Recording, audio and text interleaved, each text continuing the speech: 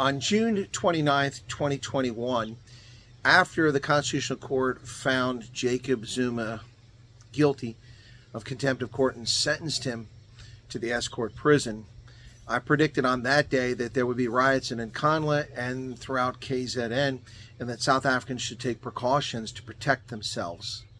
The government of South Africa took no action, no police were repositioned, no actions were taken to protect the citizens of South Africa. And we all know what happened when he failed to turn himself in on the 4th of July.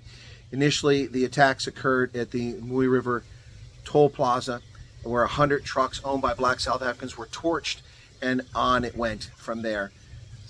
At least 3,000 people killed in the aftermath. There's billions of dollars, not rand, damage done, business confidence destroyed in South Africa as a consequence of the failure of South Africa's police service, its crime intelligence, its military intelligence, its national intelligence, and its political leaders. Cyril Ramaphosa not taking any action until 8 days later, and then showing up in a $180,000 BMW wearing a $10,000 suit to shovel the ashes of someone's life savings from their business at a mall into a wheelie bin. As we approach June 30th, 2026, we have another big event that's potentially going to lead to unrest across South Africa. And this is, of course, March and March threats against foreign nationals, as well as Operation Dudela.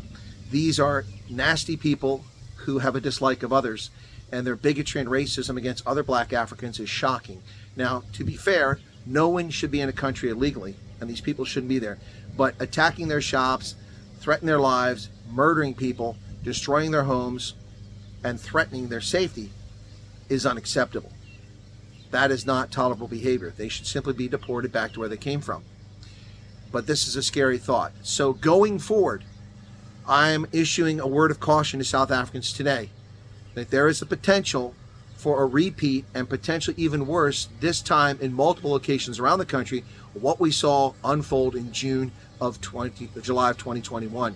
There's a real possibility of this happening, folks, and I urge caution out there. I'm telling you now, almost a month in advance, be careful. Things are getting dicey in South Africa.